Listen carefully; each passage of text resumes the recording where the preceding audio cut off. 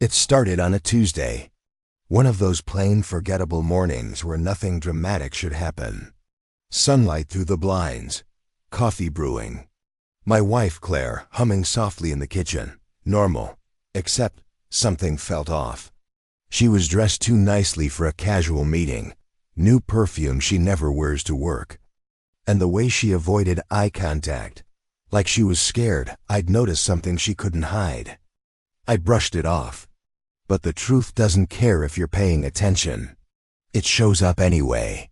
And that morning, the truth slipped in through the smallest crack. I was halfway to work when my phone buzzed. Unknown number. I normally ignore those, but something, instinct, dread, fate, made me answer. A woman's voice came through, shaken, hesitant. "Is this Claire's husband?" My pulse stuttered. "Yes, who is this?" She swallowed hard. "I think you need to know something."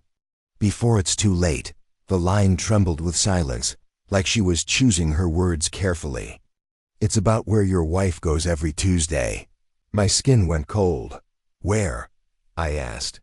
She exhaled sharply, then whispered, "She's not at work. She's not even close to work." Before I could ask another question, she hung up. Just like that. And the world suddenly felt 10 degrees colder. I rushed back home, not because I believed the stranger, but because I needed to prove to myself she was wrong. When I opened the door, the house smelled like perfume. Claire's, stronger than usual. I moved through the kitchen, then the hallway, and that's when I saw it. A small navy bag, hidden halfway under the bench. Not her work bag, not her gym bag. Something she never brings out of the closet. I opened it. Inside was a burner phone, a second set of keys, and a single sticky note with an address scribbled on it. An address I didn't recognize. Every breath felt heavier. Because Claire wasn't the type to keep secrets. Unless those secrets were meant to stay buried. I typed the address into my GPS. It wasn't a restaurant, not a store, not a work location. It was a small house on the other side of town, a neighborhood she never visits, a place she's never mentioned. I stared at the screen, heart pounding. Why did she have a key to that place? Why did she hide it? And who was calling me to warn me? My hands were shaking by the time I locked up the house. This wasn't paranoia. This wasn't insecurity. This was a trail she never meant for me to follow. But now I was following it.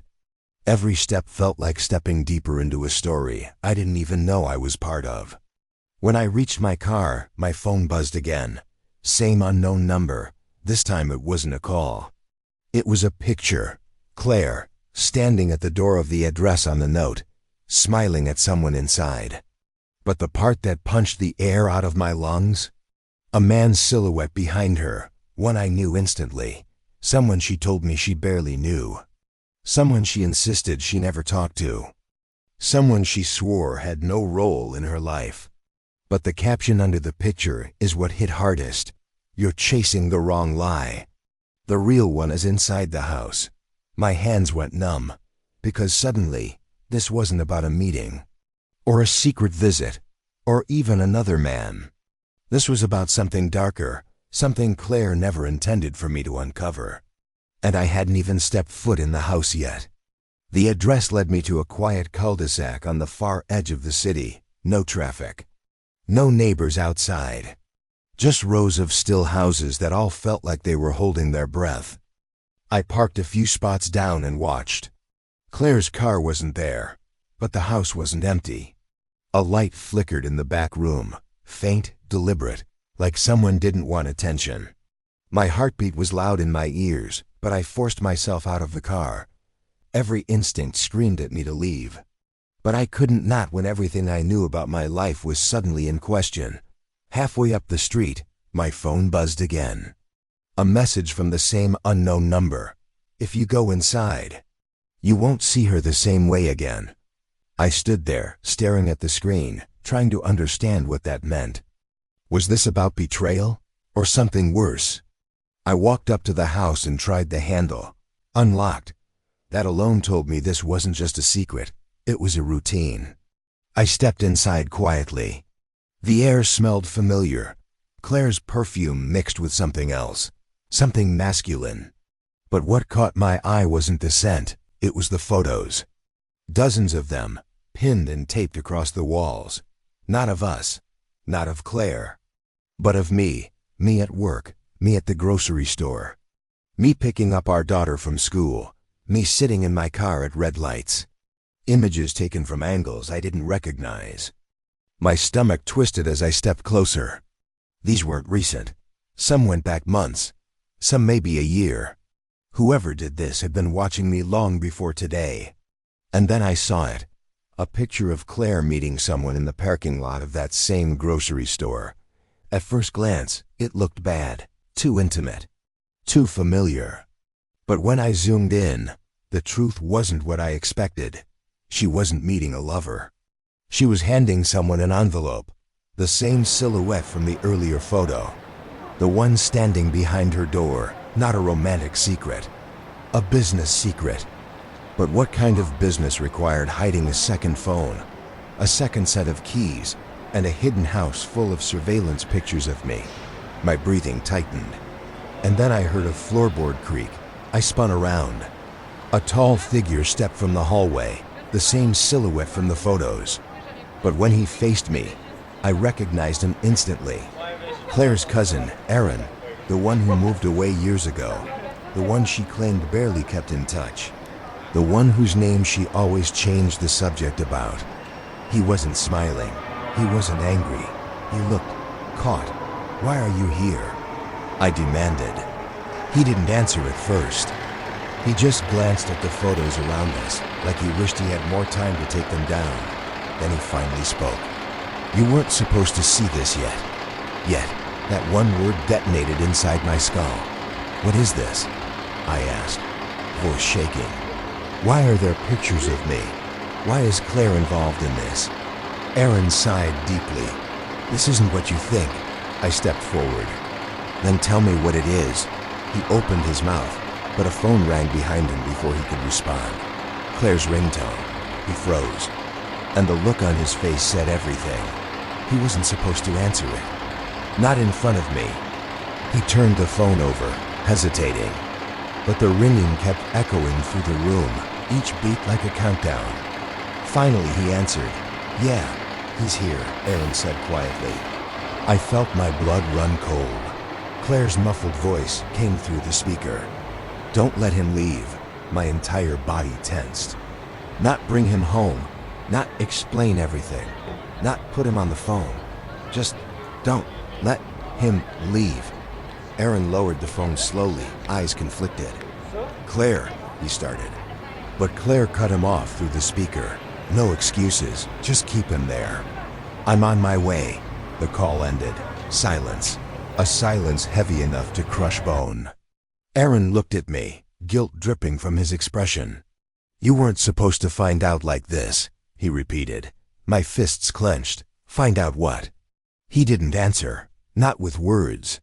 He pointed to the final photo on the wall, the only one I hadn't looked at closely. A picture of me at home, holding a small wooden box. A box I kept locked in my office. A box Claire never touched. And taped beside the photo was a label. 3 words. "He has it." My lungs seized. Claire wasn't lying to me because of another man. She wasn't hiding a secret relationship. She wasn't sneaking out to escape the marriage. She wasn't avoiding work because she was disloyal. No, it was something far deeper, far more dangerous. She wasn't keeping secrets from me. She was keeping secrets about me. And whatever I had in that box, whatever she thought I knew, was the reason she was racing to the house now. Because in her mind, I had become the threat. And this wasn't about betrayal anymore. It was about survival. Aaron stood between me and the exit, not threatening, but blocking. The house felt smaller with every breath I took. Walls closing in. Photos watching me from every angle. My wife on her way to keep me here. The air tasted wrong, heavy, metallic, like fear had a flavor. My voice came out low. "What's in that box?" Aaron swallowed hard. "That's not the question you should be asking." My skin prickled. Then what is the question? He looked exhausted, like someone carrying a burden too long. What did Claire tell you about your father? The question sliced through me, random, out of place. But the look in his eyes told me it wasn't random at all. My heartbeat stumbled. My father died when I was a kid, I said. Car accident. Why? Aaron exhaled like he'd been waiting for that answer, or dreading it. Because Claire knows something you don't. He motioned toward the wall, where newer photos had dates scribbled in the corner. 3 weeks ago. 2 months ago. 6 months ago. Someone had been documenting my life with military precision. But why? Aaron ran a hand over his face.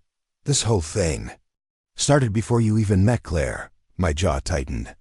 Start from the beginning. No more riddles. He hesitated, then nodded. Your father didn't die in a car accident. He disappeared. My stomach dropped.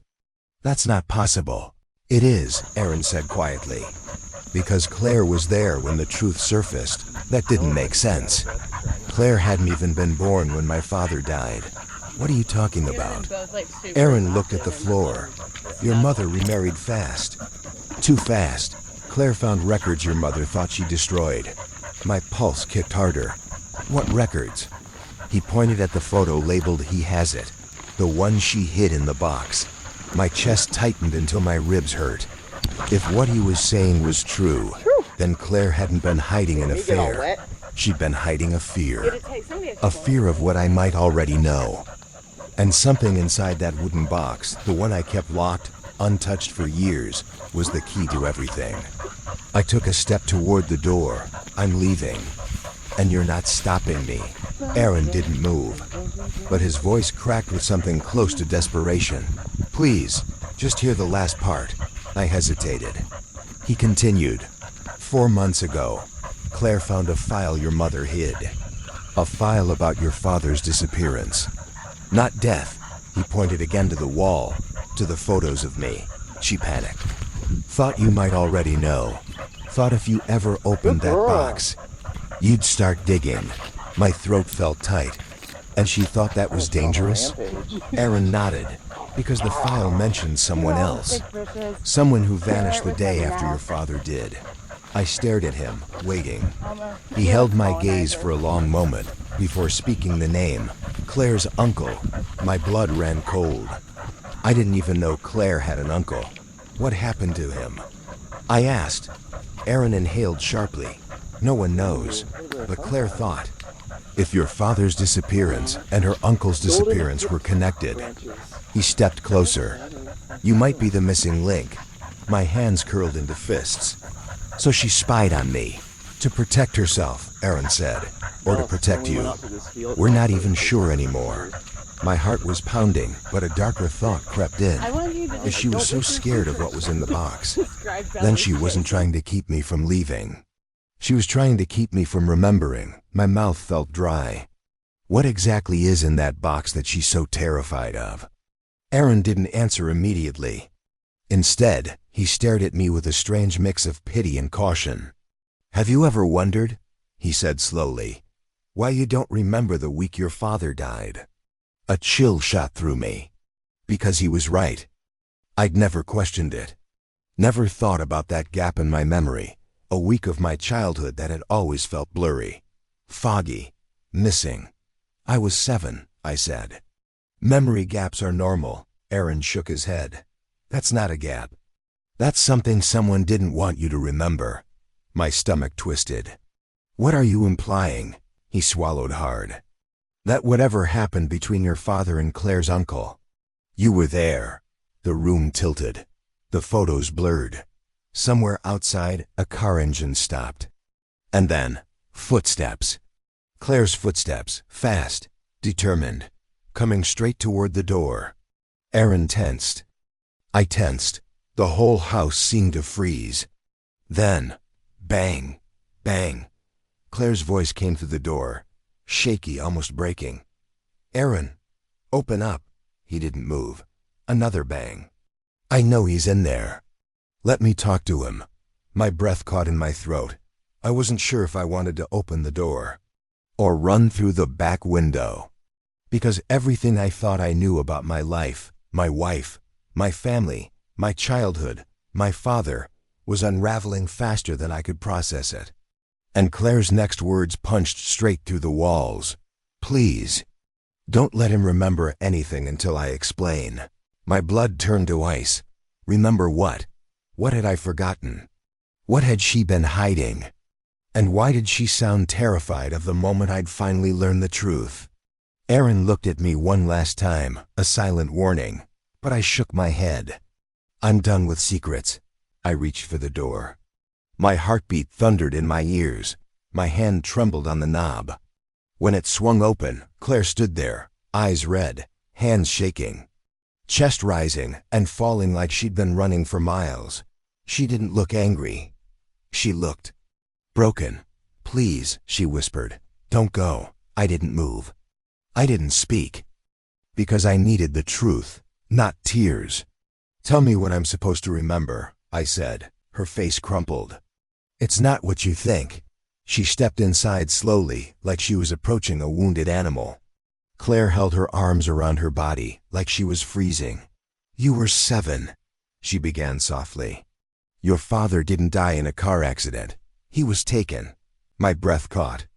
Taken by who? She swallowed. By my uncle. My stomach dropped. Not because of the name, but because when she said it. A faint spark flickered in my mind. A voice. A basement. A yelling match. A door slamming. Memories I didn't know I had started pressing against the edges of my mind. Claire continued. He didn't mean to hurt him. They were arguing about you. About something your father discovered. Something about a project your uncle was involved in. Something dangerous. My pulse hammered harder. What project? Claire shook her head. We never found out.